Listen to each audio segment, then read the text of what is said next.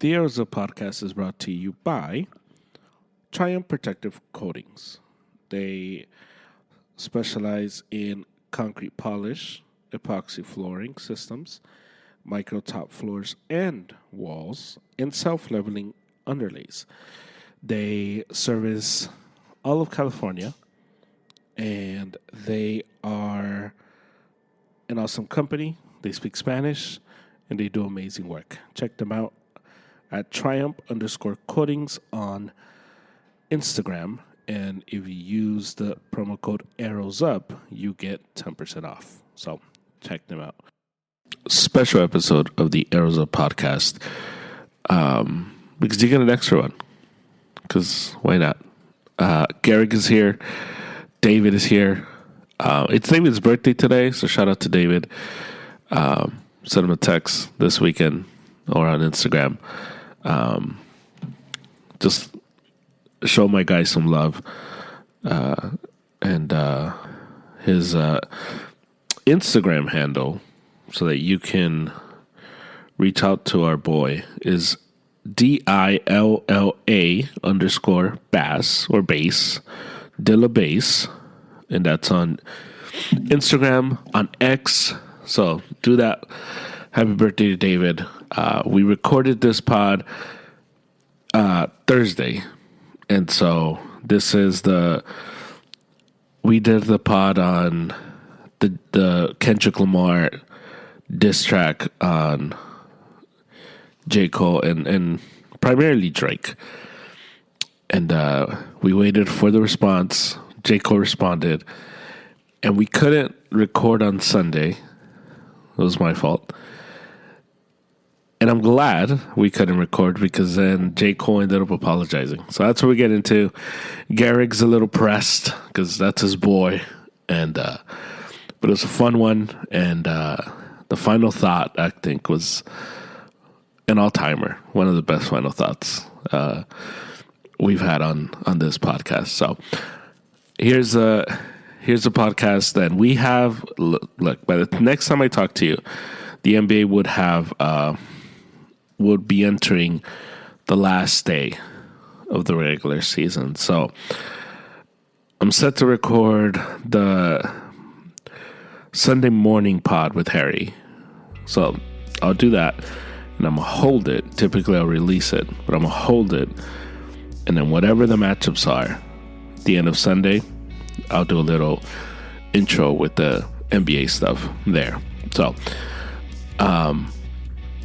yeah, a lot of good NBA stuff coming down the pike. And then we have a Clásico too. Real Madrid Barcelona playing in like 2 weeks or so. Next Saturday, actually. Next Saturday. Anyway, here's a podcast. Hope you enjoy it.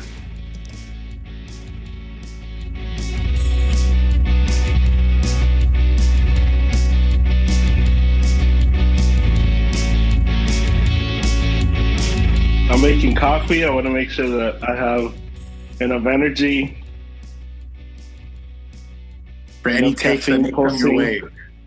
Yeah, enough caffeine pulsing through my veins. I have a final thought that, I don't know, maybe you guys will like. Maybe. I'm going to let everyone go first. Okay. Well, I mean, I hope everything is all right with everybody's spirits. I hope, your spirit feels fine and you're just... We're good over here. I don't know, you told us last time you had wrote a note, you shared it on Instagram. Was there a note that you saved this time around? In regards to? The apology heard around the world? No, I mean, obviously, we didn't see the apology coming. That was pretty. It's pretty crazy because, like, for the listeners, we were gonna record on Sunday night, and then when those plans as those plans were falling through, like divine intervention, I might add. Divine intervention.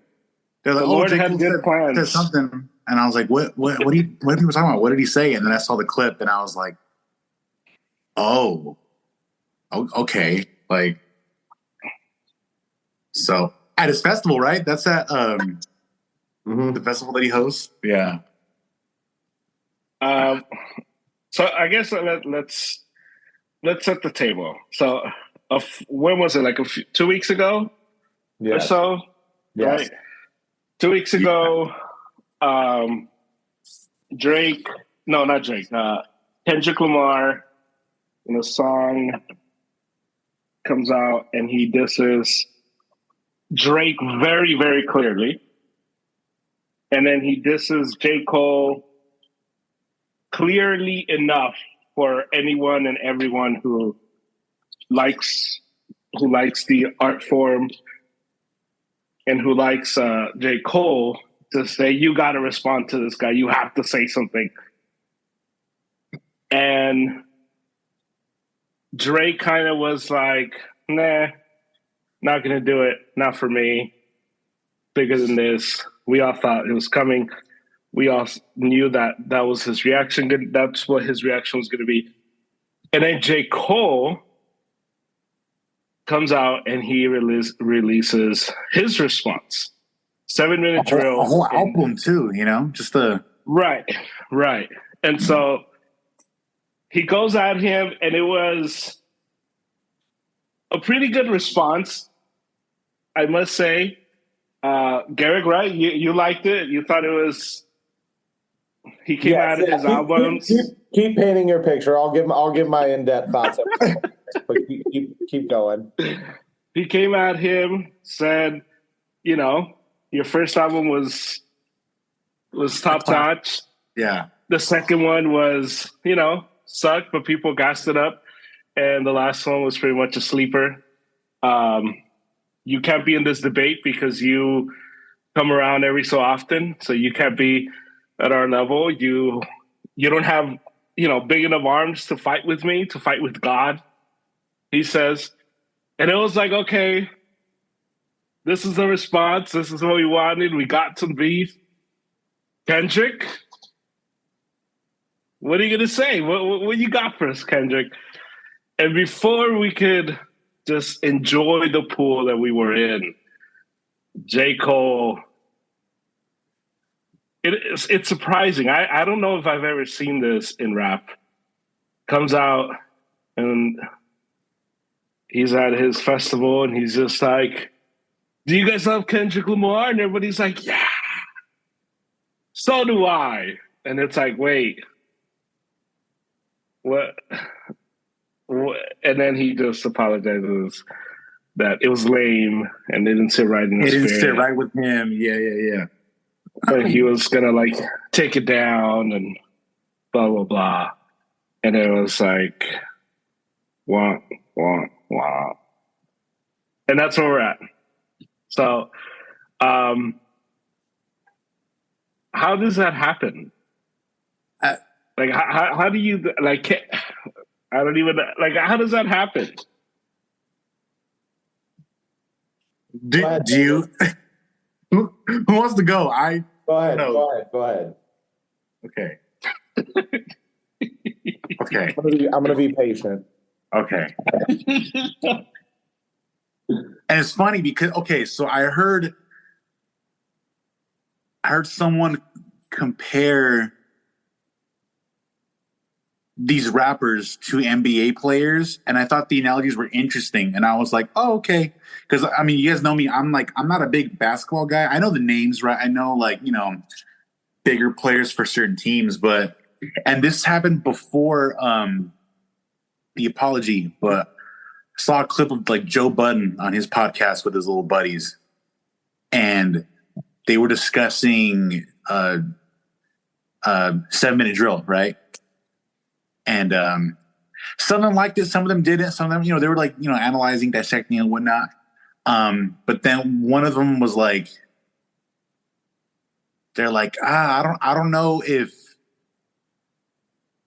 J. Cole is that much of a savage. And I was like, okay, because obviously he can rap. I saw that. We know he can rap, right? Yeah. technician, Right. excellent. You know, bars. Mm-hmm. And the player they compared him to, like, skills, but wasn't really all that vocal. But they compared JCole to Tim Duncan, right? Tim Duncan, killer, right? If you talk crap, I've heard stories of them players talking crap to him, trying to get under his skin, and it doesn't work. And then he pieces them up on the court with his skills, and he kind of gets the last laugh by just being kind of a silent assassin, so to speak. And they're like, JCole is Tim Duncan. Doesn't mean he's like, obviously compared to someone like Kobe. Kobe was a lot more vocal, in your face. Kobe had that mentality, all that kind of stuff. But they're like, if you were to, put Tim Duncan like on your like all-time list, I doubt many people would be like, oh, like really, you're gonna put him? Because excellent player. But and mind you, that was before the apology. So I was kind of like, okay, I can see it. Like, JCole's not always like out for blood, but he can take it there if you want to. And I think Gehrig had mentioned like that was kind of the vibe we got with like 7-minute drill. Cause there were some nice lines in there, and it was like, okay, he's like, hey, if you want to do this, we can do this, And so I was like, interesting. Okay. So I'll let y'all chew on down for a second, and then you guys can kind of like respond to see if that's like, because we always do that. We always say like, oh, compare to this guy in like boxing terms. Who does this guy compare to? Blah, blah, blah. NBA. The apology, I was like, because it's JCole, I get it. I'm just like, okay. Because he's a very like reflective guy, and he's very like, just like, he always means well. Even when he does like throw shade in the raps, he's always still like a stand-up guy. And so I was kind of just like, damn it, JCole, like,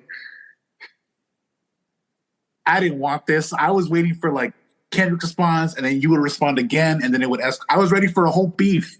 I wanted the beef. I was like, where's the beef? So I don't know. That might still be like a thing, because obviously there's like theories on the internet like, oh, he's setting this up for like the next, another diss or whatever the case is.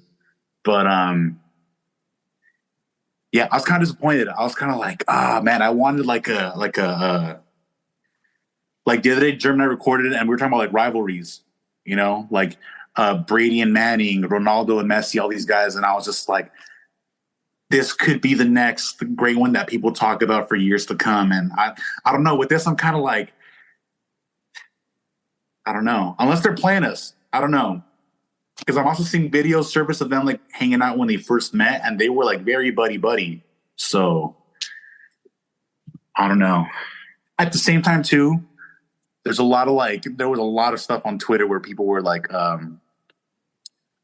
also disappointed. Some people were like, oh, like apologizing was weak, blah, blah, blah. And I'm just like, like JCole's doing him, But one guy in particular, I don't even remember his name, but he was saying, he was trying to argue that competition is not, it doesn't have like a prominent part in the history of rap. And I'm like, dude, what have you been like researching? It's sure. Obviously the first guys were like, they were just all spinning it's records, been is competition, rhyming over it. But then like, that doesn't make any sense. Yeah. Like emceeing like in itself was like a competitive thing, and it evolved, and it had like a long era. Is a competitive thing. Yeah. No, for sure. No, but that's what I'm saying though. Like, if you look at like the mumble guys, like they're not competing as much as they're not as vocal about it. They're maybe competing with like numbers. You look at someone like a Lil Yachty, like that guy doesn't care about, like lyrical warfare with bars. But I'm saying like there was a golden era of like, that was like the only thing, that was the coolest thing to do. And so for people to kind of play this like revisionist game with like rap history, I'm just like, no, it's competitive. Like that is very much a thing, So it's kind of weird to see people coming out of the woodworks to be like, oh, rap should be like this and rap should be like this. And I'm just like, it could be many things, but let's not pretend that like it definitely has a competitive component to it. So, right. Well, I think there's levels. I think there's levels to it. And I think if you're a consumer of the art, you understand that the mumble rap guys are not at that level. So you're not expecting them. You're not expecting true, transcendent, historic greatness from them. You're expecting hits. And I think that's the difference. And I think that's why there is no quote unquote competition. Although I'm sure if you ask those guys, they would say they're the best at it. So right. And they compete with, like numbers, sales, hit exactly. Yeah. Look, I think, and maybe I'm pretty sure I'm older than both of you. Not by a lot, but a little older than both of you. I thought it was so weak, and I get it. He's trying to be positive, and he's a different kind of rapper and a different, deeper kind of thinker and guy, and I get all that. And if you're that type of guy, that's cool. Then don't respond.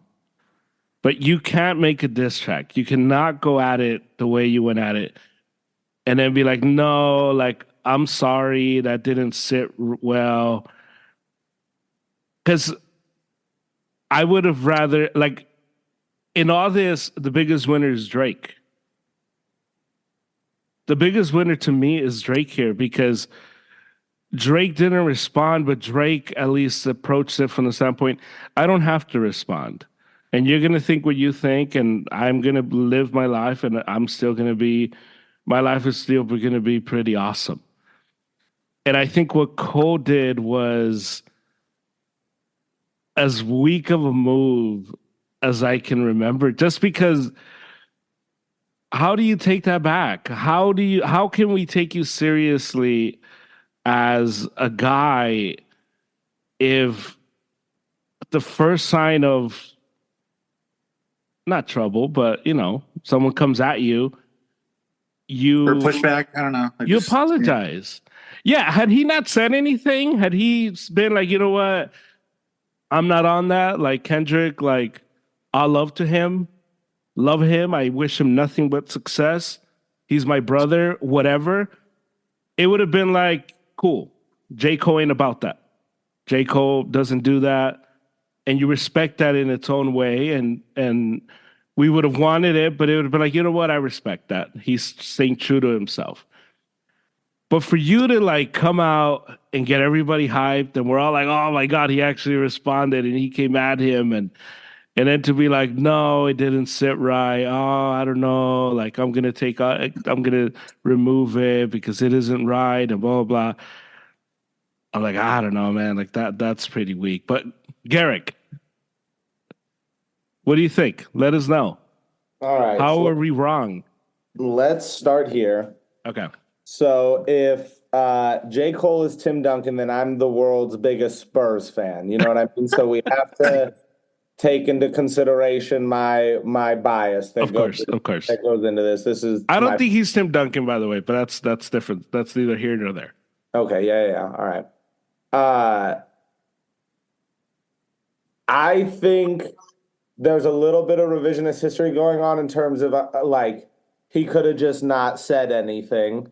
Because I think when we were on the podcast 2 weeks ago, it was like, well, he's got to go back at him. Like, clearly that was like a shot. Like, if you have any kind of competitive rapper gene in your body, you got to go back at him. So now for a week, he's getting the entire world, and I'm sure all his friends at the studio, producers hitting him up, everyone being like, what are you going to do? What are you going to do? Naturally, if you're any bit competitive, even if this is someone you like, you're going to feel like, well, I gotta say something. So boom, you say something. Now you're JCole, you're a good dude. If we're just at the base level, it's like what David said, like to me, like I understand the backpedaling and not liking that and like looking at it as like, I understand how you can say like that's a weak move or whatever. I don't necessarily see it like that. I get your perspective where you're coming from. I just think like he was competitive in that moment, took the shot, and then when the dust settled and he was able to get that out, I think he just was like I think that's like, I just think it's like a very genuine like thing. And I get that like pressure in the moment, release of pressure from doing what everyone's kind of expecting you to do, and then being like, that's not really in my character. But I don't think he had the option like Drake to just not rap. I think if he just doesn't rap and doesn't address it, people are going to be on some like JCole's weak. He doesn't want to go right. Yeah. They still would have been I don't think so, because I think he gets the benefit of the doubt if he doesn't. Yeah. If he doesn't come at him, I think everyone, because everyone everyone knows, or we kind of see the type of dude he is, and there's nobody that's ever been like, oh yeah, he's a nasty guy, man. Like everyone is nothing but good things to say about Cole. So if he doesn't come out and if he just releases some positive statement, I don't think anybody grills him for it. Because I think if anything, it would have been like, yeah, that's who Cole is. I think you have too much faith in how toxic human beings are.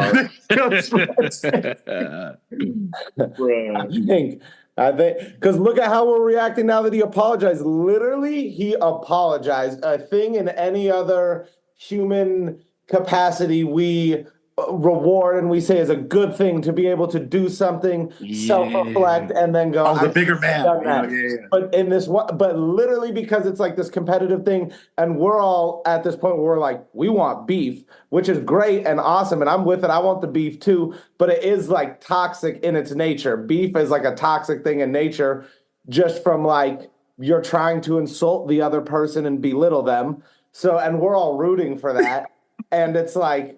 If he would have just been like, no, peace and love, baby, we're all good. I think a lot of people, I think I'm with you, like a good amount of people would be like, that's cool, like I get it, whatever. But I still think there would have been tons of memes and tons of content. Oh, yeah. That J. Cole's scared of Kendrick. I think the meme that you would have seen would have been the meme. Have you seen that movie clip of those two, the two black guys that are like, I hope you have a good day, brother. He's like, well, I hope you have a great week. Yeah. I hope you have a great and I think that's what it would have been like. Like Cole, this is Cole's energy, and I think everyone would have been like, yeah, that's who Cole is. There is competition. Whenever there's a difference in being classy in your winning, and I saw this with like Floyd, because Floyd was like, he would build up the fight and he would like do all this trash talk, and then after the event, it was just like clockwork. He always was like, man, you got to give it to that guy. That guy's a great fighter. Whether he believed it or not didn't matter, but he always gave the other guy his flowers. And I think the problem that I have with this is we didn't even get a fight. There wasn't even a competition. It was just he responded and immediately was like, my bad. It's like, well, no, like, can we wait? Like, if he would have lost, like, if Kendrick would have came back and it would have been like, dang. And then he would have been like, yeah, I have nothing for that. Whatever. Like, then it is what it is. Him for that. They would slay him everywhere. It's different. It's different because then you move on. Nas kept moving after Jay-Z just killed Nas. Nas kept it moving, and we kept it moving too. And Nas is good with us. There was a moment where like that happened. Nas dropped Ether though, and had this like crown jewel that is like an all-time legendary diss song though that I feel like you can lean back on. Where Cole's was like, I know, but imagine if Nas would have apologized. If Nas would have apologized, it would squashed it at some point. Like they're not hateful of each other now. It doesn't seem. I know, like. But everybody agrees Jay-Z won. Some people were saying, and it like, would have kept it moving. Would it have been different if like I don't know, if he'd done it like in private, like that was like that, because in the past other rappers have done that where like they like do it like in private, or like even with like it wasn't a beef, but like Macklemore apologizing to Kendrick when his album Be Good came out. I think he like texted him. Yeah.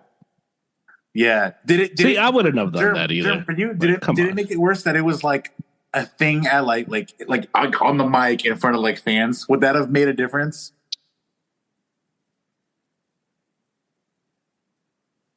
Mm, I mean, yeah, because the optics of it looks it makes it look even worse. Like if I'm on his team, if I'm like one of the Dreamville guys, I tell him, bro, I know this isn't you, but guess what? You already released it. You kind of have to stand on it for a little bit. Just stand on it for a little bit. It's fine. You're not like this isn't going to turn like into Biggie or Tupac. It's fine. And then like you guys will make up, and then you guys will release a track together, and it's And then boom, we kumbaya, get the album and we keep it together. moving. But I don't Boom, know. like, but to allow him to go up there and like say these things when it's so detrimental to him as the artist, as a rapper, like what it means to be a rapper, the spirit of it, the history of the MC, you have to stand on it at least a little longer. You have to stand on it. Even if you're just like, like I hate that I did that. Well, you released the track. My boy, you released the track. So you gotta stand on it. You gotta stand on it for a little bit. And then if after a while, a month and a half, Kendrick doesn't say anything, then guess what? You keep it moving. But I just to come out just like I don't know, a week, less than a week after it drops, right? Like it was less than a week or so. And then to be like, my bad. I just the heart and the history of the greatest MCs ever. To me it was just like I've never seen that before, and that is crazy. That to me, and again, I mean, I'm probably wrong. I'm probably part of that toxic culture, but I just would have wished you would have stood on it because you said it, you released it. It is what it is. Well, I think one thing that's getting overlooked in the clip because we don't watch the end of the clip / they cut the end of the clip is him saying, Kendrick, I get it though. Like I'm standing here, chin out, like take your best shot. Yeah. He does say that. So it's not like I took this diss, I apologize because I don't want him to respond. I feel like or just like this legitimately doesn't sit right with me. Right. I'm apologizing. And I got to take your shot back because I said my stuff, then cool. And now to be like, Kendrick can still freely take his shot, and he's got the ammo of like, you're weak, you apologize. You can throw that in too and make all these people that hate that he apologized happy. So go ahead, Kendrick, shoot at him, see if you say anything cool enough that we like. Come on, Kendrick. Go ahead. Then if everyone's freaking out about the apology, go ahead and respond, Kendrick. To me, it doesn't take. But now it sucks because we're going to lose the whole fact that he said good, poignant things in the diss, and people are still saying the Kendrick diss might have been better when all Kendrick said is that he uses a freaking walking stick. No, look. JCole's was better. It was better. Right. I'm with you. So when I heard it, I was like, oh my God, this is. I think it was a Monday because I heard it on a Monday. Is it though? Was it better though? That's my stance. Yeah, someone had a differing opinion. Yes, I thought it was. I mean, in terms of the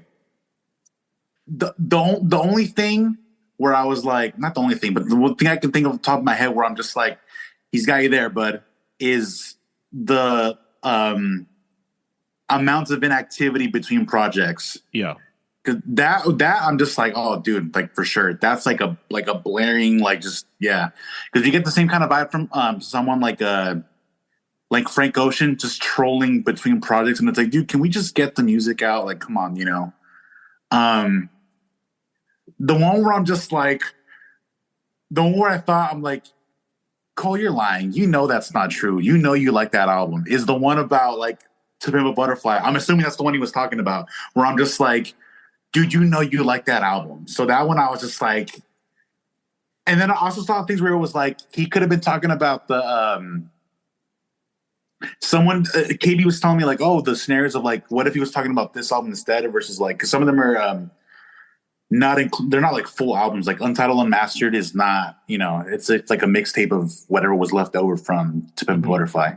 Yeah. But and then the line when he was like, if he wasn't dissing, we wouldn't be talking about him. I'm like, dude, you yourself have mentioned Kendrick in other songs, so you've been talking about him. So I was like, those two lines, I was just like, but again, it's a beef, so I'm just like, I welcome it because I want to see I would have wanted to see what Kendrick would have said to J. Cole directly, because the first diss was, most of it was for Drake, and by association it was for J. Cole. But I think the stuff that Kendrick mentioned was like him going at Drake specifically, or like at least like 90% of it. So yeah.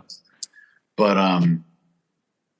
then again, I was a little like shook when we first discussed the diss.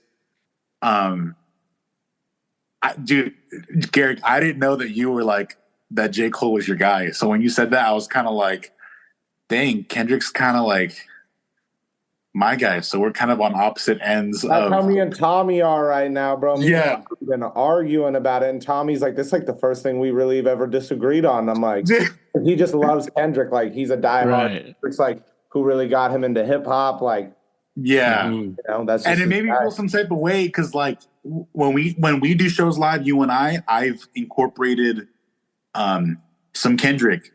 So I'm gonna be honest, that's why for tomorrow night I was just like, yo, we got to do a J. Cole song. We got to like incorporate both, you know. And I was like, and that's why I asked you. I was like, yo, if you could choose an instrumental to rap over of his off his catalog, which one would it be? So,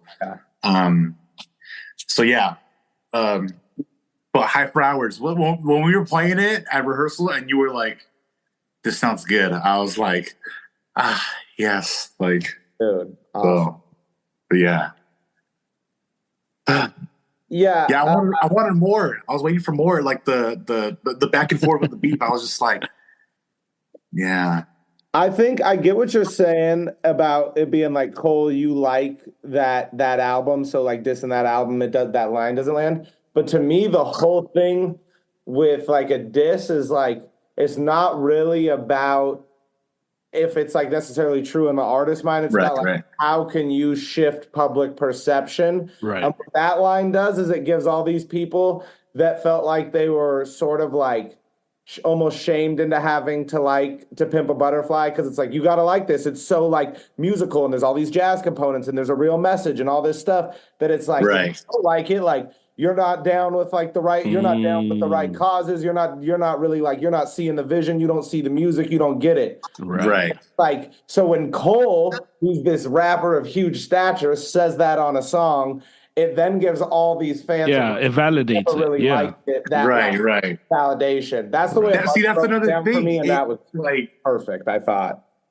But that's like another thing that people were like, they're like, making fun of Cole fans now, because like they once they were validated by that line, because I saw a lot of people where they were just they turned on it. Yeah, they turned on the album, and then once Cole apologized, they're just like, now you guys look stupid because he co-signed what you believed, and what you believed about that album was like, you know. So I'm just like, that's another thing why, like, if I'm a Cole fan, I'm just like, dang, dude, like, because there are people out there in droves, like, writing for the diss. So then apologizing, kind of, it's like the fans are kind of left hanging out to dry, because they were ready to go. There was gonna be like a flash. Yeah, there's some of that for sure. I was like, this is the main thing that I took away from, like, because obviously it is toxic, right? But I'm just like, but it's fun toxic. It's not real toxic, you know. For sure, it's fun toxic. Yeah. Someone tweeted and they were like, regardless of your opinion on these disses and the beefs,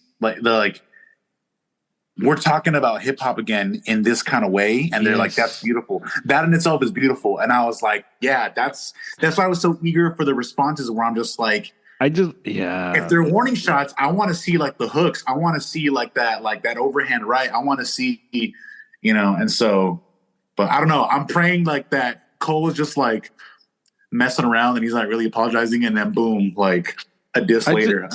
I just think like, so what do you do? Because I saw the whole like video, and at the end, he does. It's pretty much like, I hate, like, what I did wasn't me, hated it, but if you want to go, we can go, type of thing. You know what? But it's like, but like, if he does another diss, like say Kendrick like disses him, and J. Cole disses him back, like, are we really gonna take him serious? Because immediately, and we already know how the internet works. The song's good. We already know how the internet works. He's gonna, Kendrick will respond. J. Cole respond like, wait, hold on. Can we wait before he apologizes? Like, when is he going to apologize? Like, and that's what it's going to be. It's going to be the constant jokes of this apology. And I think that he ruined it. He's totally ruined this moment for us. And I just can't stand him for that. I can't stand him for ruining this. JCole apologizing to Kendrick reminds me of like me apologizing to you when the Niners lost. Oh my God! Yes, you know what I mean? It's not genuine. How are you going to say like, "Oh, your arms are too big, are too small to wrestle with God"? No, but like I told you, like I was genuine in the apology, and I genuinely felt bad that I had given you crap about the Niners, and you. So let's hope Kendrick responds like you and is like, I hope so. Right. He's like, no, like, I don't care for your apology. And then at that point, the killer MC that everyone says he is and can shred people up, then do it. Then do it. Yeah. All right, then do it. Then say something. Then say something of actual substance at him. The controverse gets gassed up for everything. He just said everyone's name on it. The only person I've ever seen him take like shots at that you can tell is Drake. So it's like if everyone's I agree. Everyone's clowning Cole. It's like if Kendrick's that guy and he's that assassin, then he'll still go and we'll be fine, and you guys will get what you want, and he'll kill Cole. Yeah. For the record, I'm with you, Gehrig. I'm with. I know. I'm just saying. It's just to me.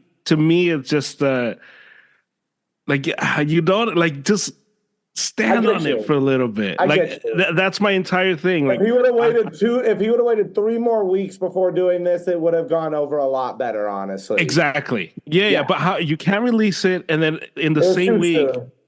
Yeah, you just got to stand on it for a little bit. You got to let it simmer. You got to let it simmer for a little bit. Yeah, just I don't disagree with that point. And I think that was like my reaction to it. Like, you got to just stand on it. No one's going to die. Like, this isn't like, because some people get all crazy and like, oh, there's real problems. And we're like, dude, shut the hell up. Like, nothing's going to happen here. Like, it's fine. Just stand on it. And it just, when he did it, I just was like, this can't be the moment anymore. Because even if Kendrick comes back and he says something crazy, it's like, all right, cool. Like, I don't know if I want to hear JCole say anything. Like, because I don't know. Like, it's fair. I disagree, but that's fair. I think there will be a lot of people that agree with you. For sure. But it's just, to me, it's just like, I'm not going to take it serious. So it's just, but yeah. Kendrick, if you're gonna if you're gonna diss Cole. Yeah, now you're allowed to diss him. Come at him. Yeah, you're allowed to now. And I feel like some people were like, they wanted Cole to go harder in the original diss.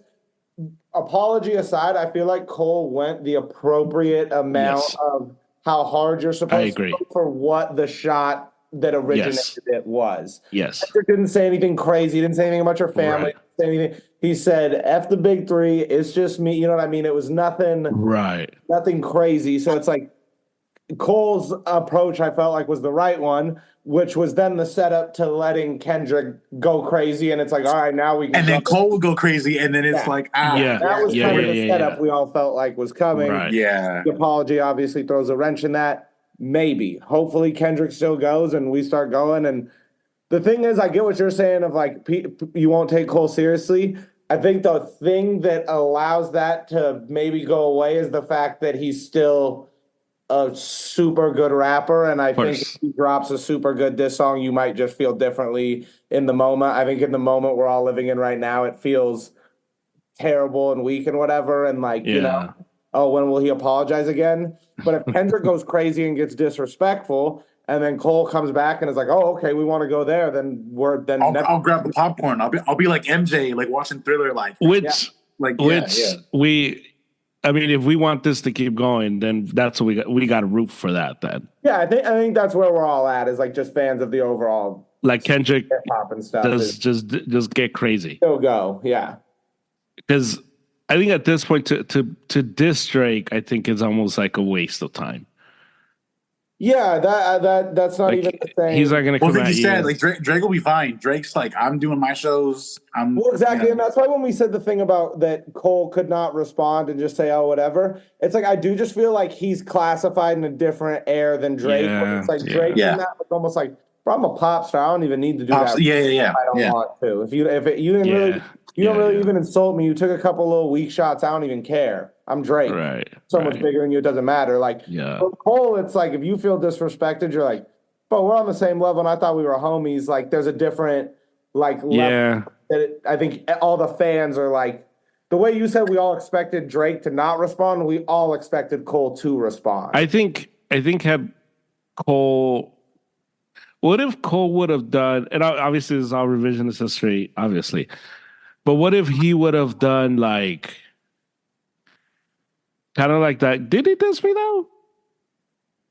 That'd have been a great angle. And kind of just been like, well, I mean, if he wants to diss me, let him diss me. Like, for sure. And I wish, I mean, had you gone that route, maybe all of a sudden, like, it's like, oh, like, he doesn't really, like, you know. It's like, when you're talking about me, like, say it with your chest if you're talking about me. Exactly. Yeah. And now you put it back on Kendrick. Yeah. And now, you know, you guys got to hire us to just write the storylines for you. Come on. Like, let us do the hip hop scripts. You know, you got the NFL script. Let us do the hip hop script. Yeah, WWE style. Yeah.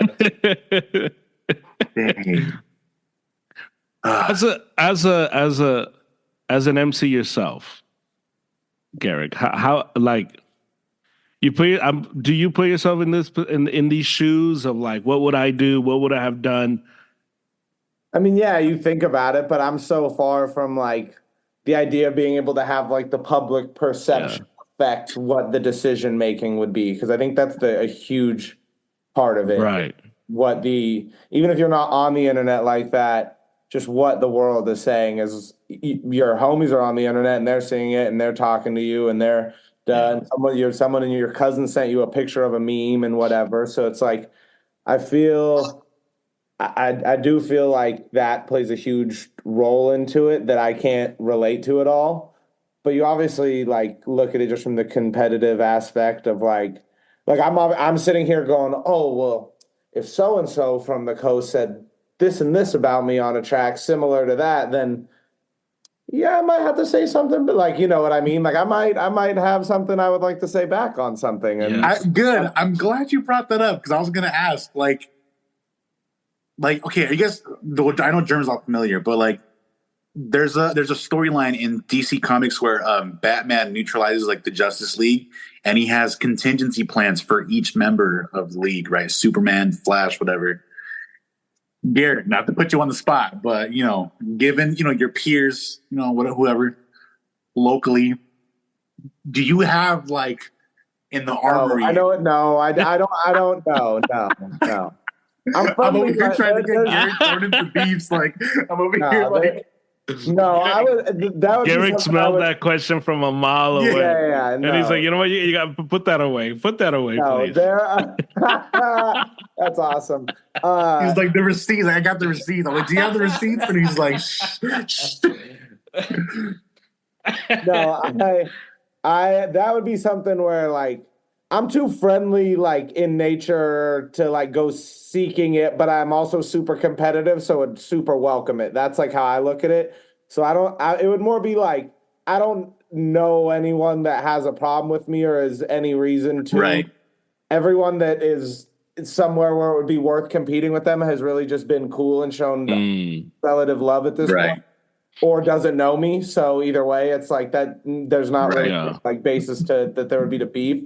So there's no like hidden verse sitting in where it's like just in case. It would more just be like, oh, they what? They said something? Okay, guess it's time to go to the studio and get something down on the track. Okay, that's more what I was getting at. It's like if I'd be ready to go. Like don't get me wrong. I'd be ready to go if that's what people. If someone took it there, but like right. I wasn't asking specifically like, but just like if it happened, would you be like? Okay, let's do this. Like, okay.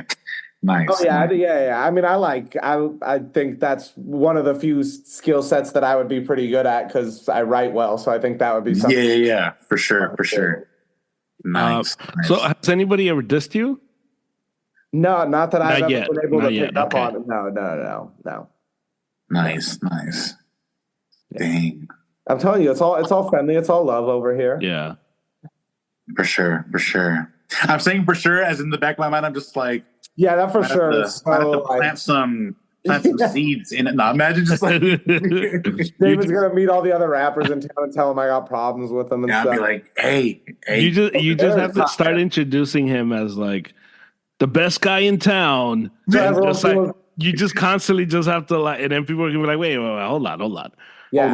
Well, dude, I went to a show and I won't say any names, but like I had a buddy, a guy I know down in LA, and he was like kind of hosting the show.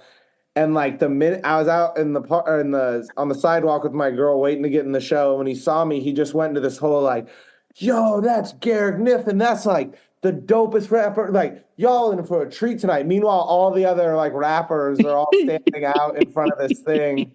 I'm just like, I'm with it, and like I agree, brother. I think I'm gonna be the best guy here tonight. I'm with you, but like I don't need to be set up like that. And I told Tommy that story, and he was like, bro, he was like, there's a Jerry Seinfeld story where some comedian was like opening for Seinfeld, and when he introduced him, he was like, the best comic on the planet, Jerry Seinfeld. Or he went into some whole thing, and as Jerry Seinfeld's walking past him and grabs the mic, he like kind of like cussed him out and was like, don't you ever do that again. Like, don't ever introduce someone like that ever again in your life. Because it's like, now you've warped this perception in people's head where it's like, so yeah, David, that would be a good way if you want to start beef with everyone around here. Saying that to everyone every time you introduce. Because everyone immediately says, screw that guy. Yeah. Immediately. I can feel it on the sidewalk when he said it. Everyone kind of like looking at me, and I'm like, they're like, who's he? Oh, yeah, right. They just have to do like the awkward, like, nah. You know, like, right, yeah. It's like so uncomfortable. It's such you're pinching him to stay quiet. Yeah. I've had like I've been in a situation where like I'm like with a buddy or something, and then like I meet like another musician, and I'm thinking like, oh, like let me chat this guy and just talk music, blah blah. But I don't want to be like guns blazing, like, hey, dude, I got a band, and my band's pretty like. But I had a homie that did that once, and I was kind of like, hey, can you shut up? Like, let me get there. Too much. Let me get there. It's like I know how to do this. Like I can get to where I want to go, but like in a cool way that it doesn't make people feel like it's forced on them.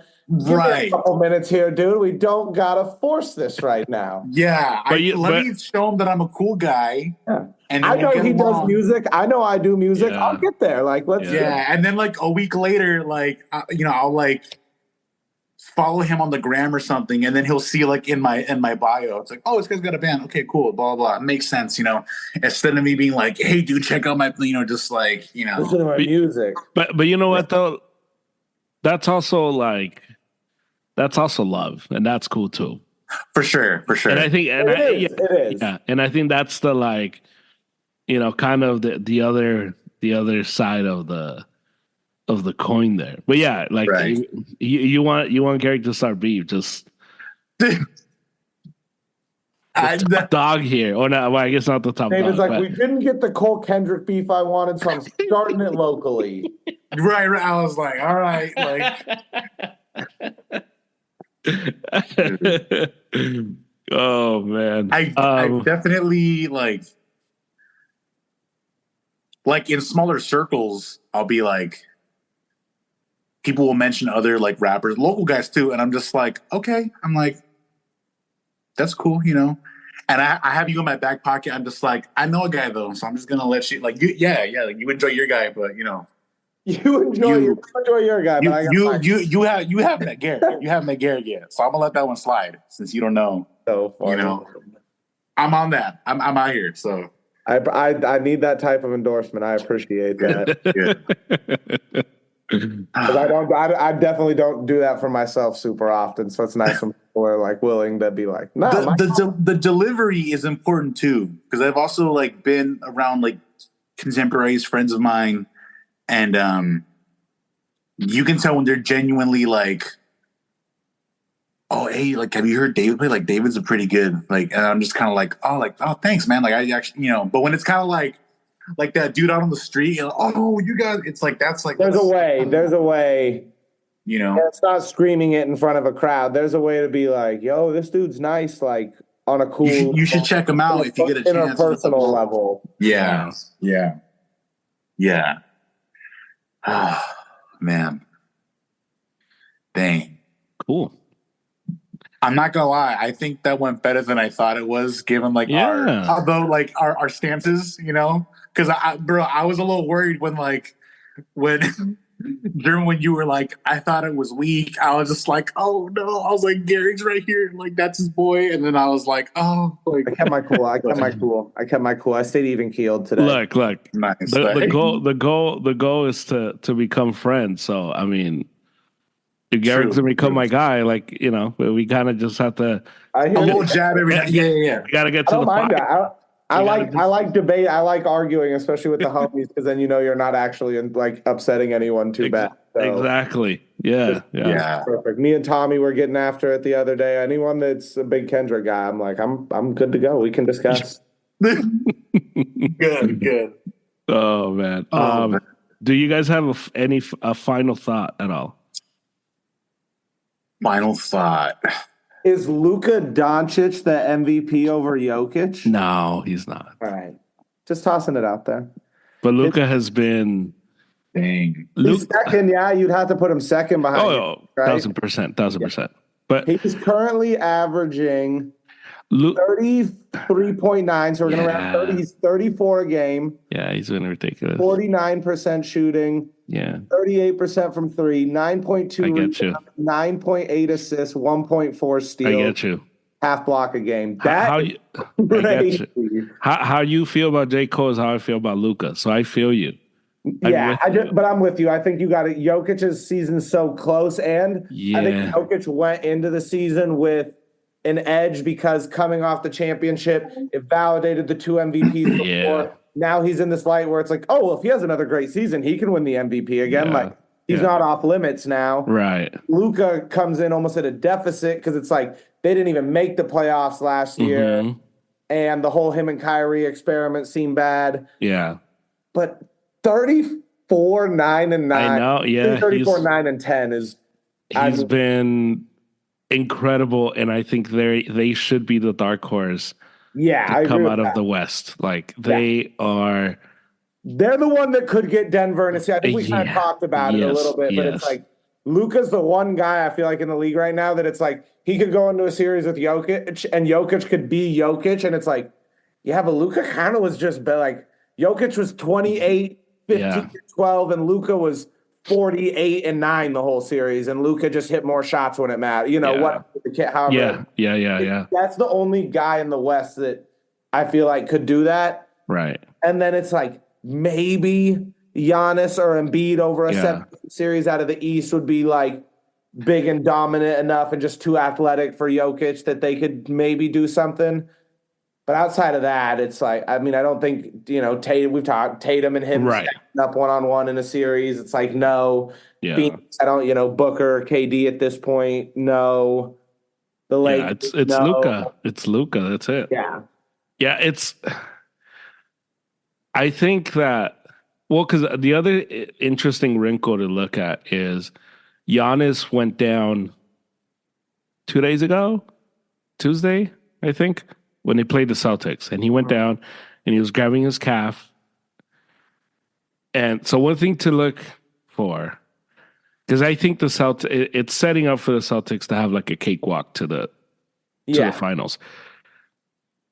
That injury, it scares me for Giannis because it's very, very, it reminds you a lot of the KD calf strain that he suffered with Golden State. And it was like, it's calf strain. He might be back. But Golden State had such an easy path to the finals that they were able to sit him out till the finals. And when he came back a little too soon, and he popped his Achilles. Yeah. So I wonder, because this looks like a 3-week injury. If this was regular, January, if this happened in January, he wouldn't play for like a month. But because the playoffs start next week, I wonder if they're going to rush him back, and God forbid he tears his Achilles. So that's one thing to look at. But with Luka, I think a lot of it is because I'm struggling to who should win the Defensive Player of the Year. Because on one side, I have Wemby, who's been a monster for like 2.5, 3 months. And on the other side, Rudy Gobert has been the best guy from November to April. He's been the best dude.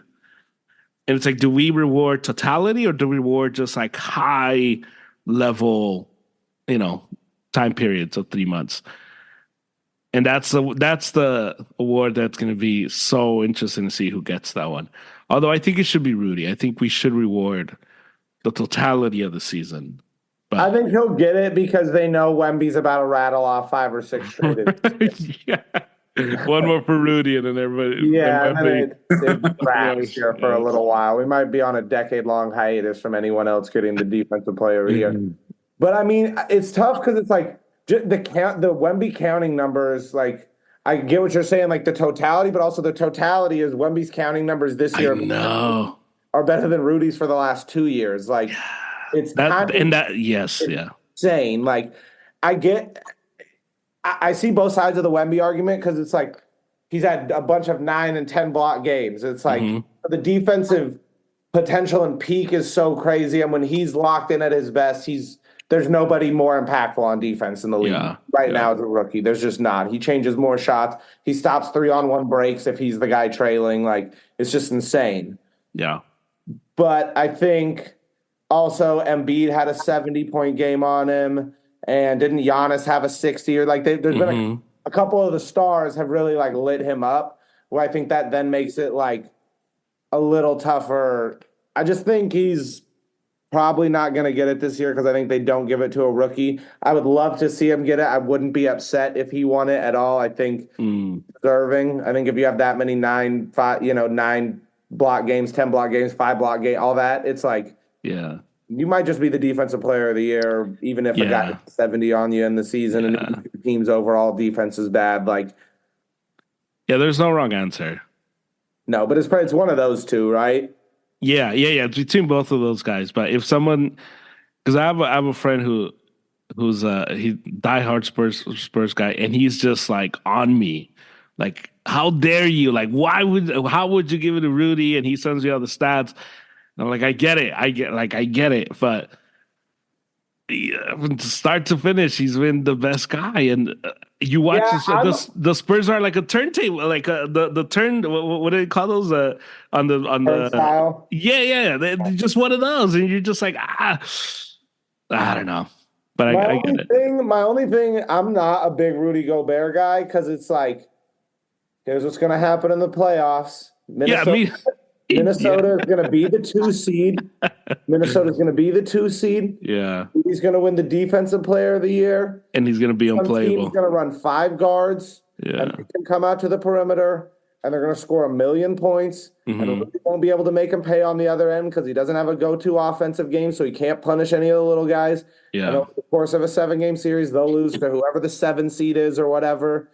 Ant will average 40, and they'll go into the offseason being even more confused because they've tricked themselves into feeling like they're this contender team, and in reality, they're the Utah Jazz with Ant instead of Mitchell, so they're a little better. Yeah, Ant's better than Mitchell, but it's like we've seen this. We have seen this story kind of. Yeah. And in the cases that Cat is the difference in it, then I can't rely on that being a super strong argument. Right. Yeah, you're right. I have no counter. You're right. But he's been great, and the analytics and everything, he'll probably win the defensive player of the year. Yeah, he's the nerd's favorite player for sure. Oh, the nerds love Rudy Gobert, no question.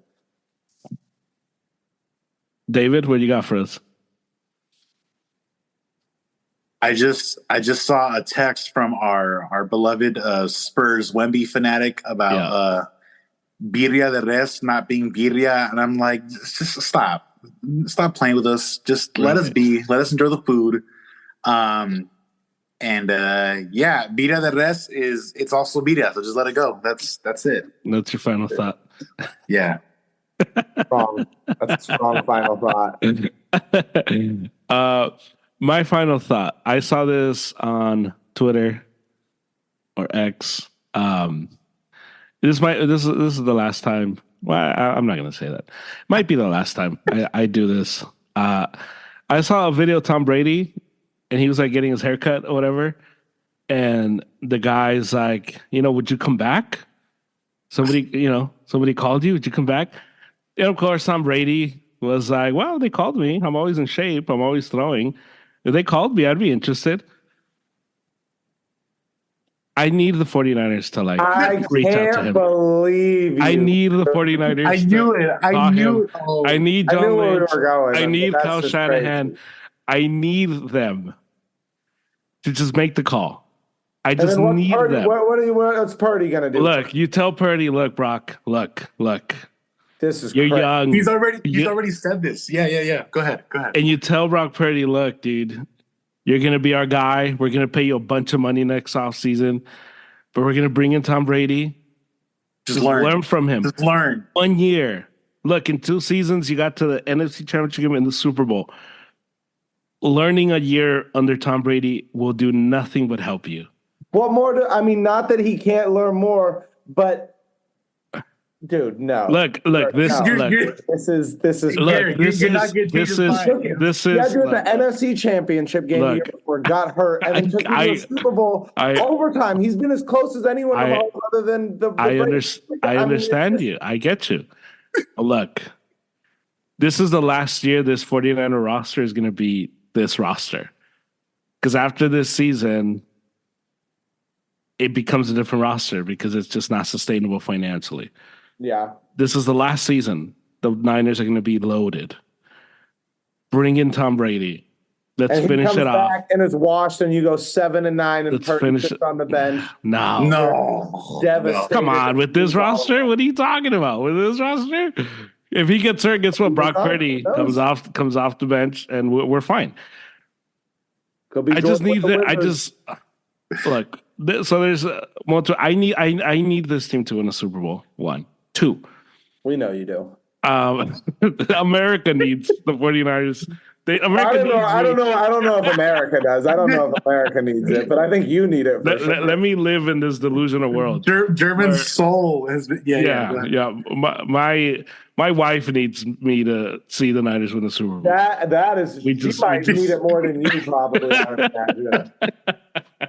So I just need them to make the call. If he says no, it was just a video, I was just kidding, then it was just a video. But just make the call. Just make the call. I just need them to make the call. That's my final thought. Come on, John Lynch. Come on, Kyle. Just make the call. Just hey. Because this goes back because obviously, like in the Brady 6, like Steve Mariucci was like, "Oh, we knew all about Tom in the draft. He's from the Bay Area, right? His kid's already older, so it's not even like he needs to see them." Like, so it goes back, and then even when Brady left the Super Bowl this year is in Louisiana. That's where Brady won his first Super Bowl. Go back. Oh my God. Win your last Super Bowl. I was trying to figure out what storybook ending was. I was like, well, and it's just like, and then you ride off into a sunset. You go into the booth with Fox, and all of a sudden, like, you brought 3 teams Super Bowls. You saved Kyle Shanahan's career. And you made it's all gravy. Task even harder moving forward with his career. Can you imagine? And he beats Mahomes again. All of it, like Mahomes could get like 20 Super Bowls. He'd be like, "Yeah, bro, you're not the guy." Bruh. Just putting it out there. Just putting it out into the world. Like you said, just make the call. If he says no, then, yeah, exactly. Just make the call. Just make the call. If this was WWE, that's what would happen. They would come back and it'd be like, "Oh, there's Tom Brady's music and he's coming out." That'd be rough for me. I might have to just like put the hatred. And then I would have to. Then I would do like an entire season of pods with David, where he's just like hating the fact that he has to be happy that the Niners are doing good. Win. Just make the call. Just make the call. That's all I'm saying. That'd be awesome. I would have a new super team to just really root against if Brady went to the 49ers. I would be like, let's go, dude. You want to talk about toxic? Let's hear that.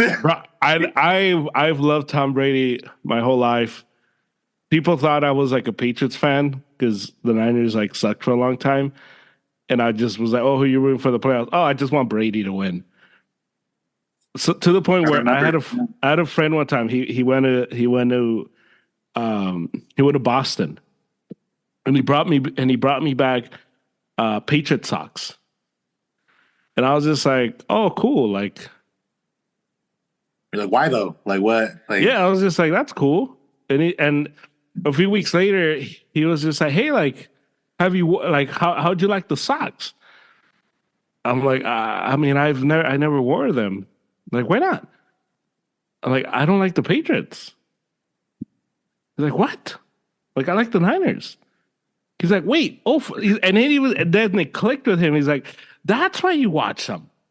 I'm like, yeah, you think I watch a 3-12 team just for fun? Like, that's my team. You think I like suffer? You think I like suffering? Yeah. And he was like, "Oh, dude, I thought you were a Pats fan." I'm like, "No, I love Brady, but I don't care about the Pats. I'm a 49er fan." So if Tom Brady were to wear the 49er jersey, like it just life completed. He'd be like Thanos getting all the stones. He'd be like, he wins the Super Bowl. Inevitable. Or he'll be like Michael Jordan in Washington, dude. Yeah, maybe. Not good. And Purdy will leave and go ball out somewhere, and then the Niners will have nothing going. What about that? Brock Purdy. Why not just not piss off your future franchise quarterback? All I'm saying is make the call. That's all I'm saying. All this is telling me is you don't have a ton of faith in Brock Purdy. And he does. No, trust me. No. All this is. This is crazy. Then you both can't be true. You can't be. No. I have max money and then sign another quarterback just for 1 year. I have confidence in Brock Purdy. I really do. But when you're facing Mahomes or the Bradys or people like that, you need somebody like that to beat them. You need some fire with fire, you know? And I think because look, I think I can try to like support Brock as much as I can and this whole thing. But if we're going to have like a very honest conversation about the state of the 49ers, and the 49ers had Josh Allen in that Super Bowl, the Niners probably roll because the Niners would have scored more than 19 points in that Super Bowl. Yeah, so that's my point, though. You're speaking from the perspective of someone who lacks confidence in Brock Purdy. He's just a different type of quarterback. No, he's just a different type. He's a different type of quarterback. There's levels because I can't win. Yeah, that's the type of quarterback that can't win you a Super Bowl. No. He could win you a Super Bowl, but just not against the guy that's always in the Super Bowl. It's just the way it is. All right, fair enough. No, like Charles Barkley is a great player. Great player. He had a great roster, but Charles Barkley wasn't good enough to beat Michael Jordan. But if Michael Jordan didn't exist, Charles Barkley would have won maybe 2 because he was that good. So then shouldn't the Niners not pay this dude who isn't good enough to get over the hump of the guy that is really good a bunch of money? No, you still got to pay him. I still believe in Brock Purdy because he's still young. We can become one of those guys. But right now, where we are at April 11, 2024, Brock Purdy isn't there yet. And I don't think that's crazy to say. Brock Purdy isn't there yet. I have evidence that he believes in Brock. I believe in Brock Purdy. Yeah. I love Brock Purdy. I watched Germ try to convince himself that Jimmy G was solid. I lived through that era. I did. I tried. That's what I'm saying. That's not belief. That's rooting. I took a screenshot. I was lurking big time. I took a screenshot of this last season when the Niners were rolling, and Germ tweeted about Brock Purdy, and he said, Brock is the truth. I never heard German talk about Jimmy G as much as he wanted to convince himself that he was. I never said that. So there's levels. Sure, it's like Brock's in that nice upper middle class tier, and he could climb up. And there's more belief for sure. in him, whereas Jimmy was just kind of ass. And then obviously Brady is like, he's in that elite tier, you know, like a Manning, like a Rodgers, you know. So. I just think like jeopardize the development and the momentum you've got going. He's coming off a Super Bowl. Why would you jeopardize that momentum? You don't think he's coming in next year going, I was almost there. Yes, for sure. For sure. You're gonna go. All I said, like, is make the call, because the way you just got to think of it from my perspective. I've seen this team lose 3 Super Bowls in my lifetime. Fair. This is the last year of this like super team. This is the last year that this team's going to be together. Yeah. Next offseason, it's going to be this guy's cut, this guy's waived, this guy's released, and all of a sudden the roster becomes a different roster, and the Niners have to kind of like revamp on the fly, kind of like what the Bills are doing in this offseason. And everybody's saying, well, the Bills are going to be fine. Why? Because they have Josh Allen. And we'll be fine because we have Brock Purdy, and it's going to be fine. But if we have one chance, not to get all M&M here, but one chance, one opportunity to win this Super Bowl, and Tom Brady is saying, I might do it. Bring one to his native homeland, you know, like his area. All I'm saying is you have to make the call. Like when I went after my wife, I went up to her and I told her, and I was like, hey. And she said no at first, but I had to make the call. So you just have to make the call. And then a few years later, I got a ring. So it worked out. So you guys have Brady at 48 years old starting for you. You just got to make the call. So give him the call. He'll say no, and then in a couple of years, he'll be like, all right, I'm ready. I'm about 50. And let's run. He'll be like 52, like, I'm ready to go. Let's do it. No. By then, superstar Brock will have won us 2 Super Bowls. We'll be fine by then. But just one. I just need them to make the call. Just real quick. Just, you know, a little, Yeah. Hey, what's up? You good? How's your arm feeling? That makes Purdy mad and want to leave and go sign somewhere else? It's a business. I don't think it would. I think he would understand. I think obviously he's a competitor and it would piss him off. It might piss him off in the right way, being like the whole like, Mr. Relevant thing. It might be like, you know what? I just think if you're the 49ers, you have to think about winning the Super Bowl. That's it. There's nothing else. And if Tom Brady is still there and saying, I'm accepting calls, you got to make the call. That's a hell of a final thought, Jeremy. Dang. Because look, what I would hate, and I would bring you back on and just to like berate you if this were to happen. The Raiders make the call. Hey Tom, what's going on? Or some other contender make the call, and then Brady's like, "Can he do it again? Why not? Can he do it again? Can he do it?" And he wins it. I would like lose my mind if it's like, yeah, the 49ers never called him. I might break a TV.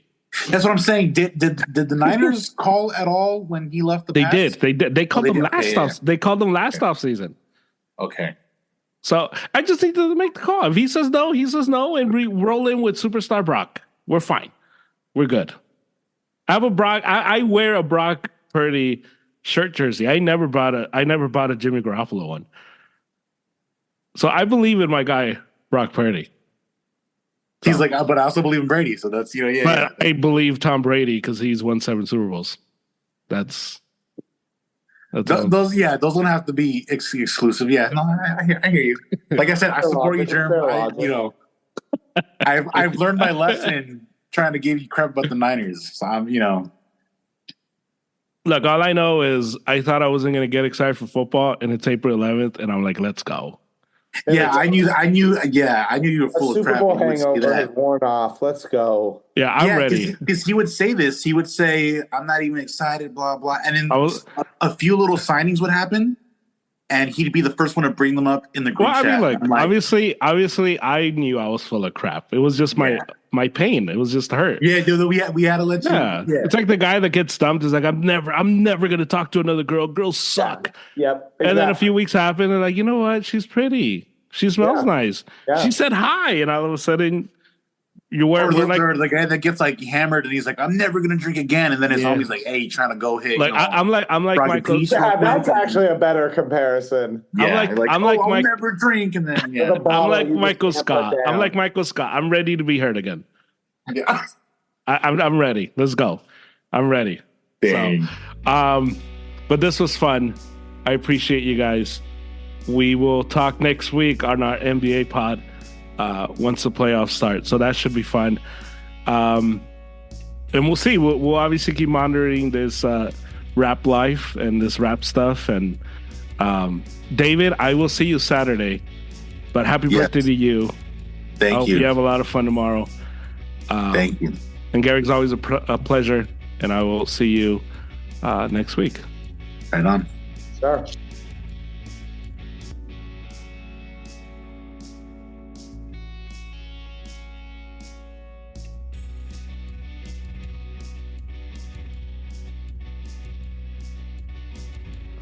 That's the pod. We are brought to you by, as always, Triumph Protective Coatings. They specialize in concrete polish, epoxy flooring systems, micro top floors and walls, and self-leveling underlays. They service California, and they speak Spanish. You can follow them, Triumph_coatings on Instagram, and you get a 10% off if you use the promo code ArrowsUp. You can also reach them on Gmail, triumphprotectivecoatings@gmail.com. That was the pod. Thank you to David. Thank you to Gehrig. Thank you to Angel for the music. I have another pod, one last pod for this week coming up on Sunday with Harry, where we'll talk about baseball week 2. Dodgers stumbled a little bit. The Red Sox suck. You know, I'm drinking the Kool-Aid because they're fun, but they suck. And Mike Trout probably going to hit 50 home runs with 50 RBIs because nobody gets on base, and he needs to request a trade. But we get into all of that. Ohtani, his name cleared. He's $40 million poorer, but his name is cleared, which I guess that's what matters. But anyway, you can follow us on Instagram at ArrowsUp, and you can listen to this podcast anywhere you get your podcast. So please rate, review, and subscribe from wherever you're listening. And I will talk to you on Sunday. Let's go Lakers and Hala Madrid.